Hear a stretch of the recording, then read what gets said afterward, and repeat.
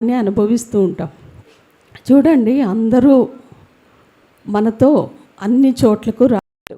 నిన్ను ప్రేమించే భర్త నీకు ఉండొచ్చు, కానీ నువ్వు లేకుండా నేను ఉండలేను, నేను థియేటర్లోకి వెళ్తున్న సర్జరీ టైంలో నువ్వు నాతో కూడా రావాలంటే రానిస్తారా?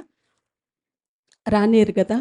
నాకు నయం కానీ హెచ్ఐవి రోగం వచ్చింది, నా రోగాన్ని నువ్వు ప్రేమించే భర్తవు కదా, నా రోగాన్ని నువ్వు తీసుకో అంటే తీసుకోగలరా? అన్ని సమస్యల్లో దేవుడు మనతో ఉంటాడు. కొన్నిసార్లు ఒంటరి అవ్వాల్సి వస్తుందండి.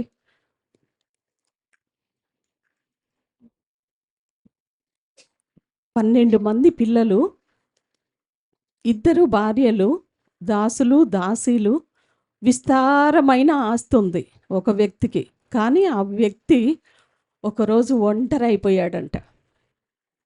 ఒక్కడే దేవునితో పెనుగులాడుతూ ఉన్నారు. 2 భార్యలు ఉన్నారు కదా, 12 మంది పిల్లలు, ఒకళ్ళు కాకపోతే ఒకళ్ళైనా తోడుగా ఉంటారు కదా. కానీ ఆ రోజున ఆ వ్యక్తి ఒంటరి కావాల్సి వచ్చింది.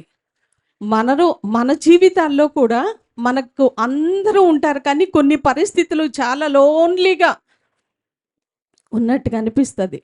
అదే దావీదు అంటాడు, ఇంటి మీద ఒంటిగానున్న పిచ్చుక వలె నేను ఉన్నాను అంటాడు.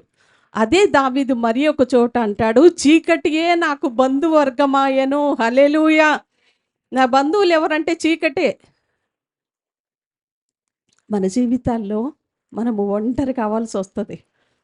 మనం బాధపడతాం ఆ ఒంటరితనంలో. ఏంటి లోన్లీనెస్, ఏదైనా తట్టుకోగలమేమో కానీ లోన్లీనెస్ భరించడం అంటే చాలా కష్టం. కానీ దేవుడు చెప్తూ ఉన్నాడు, ఆ ఒంటరితనంలో నుంచి నేను ఆశీర్వదిస్తా. మీలో ఒంటరి అయిన వాడు 1000 మంది అవుతాడంట. దేవుని నామానికి మహిమ కలుగును గాక. దేవుని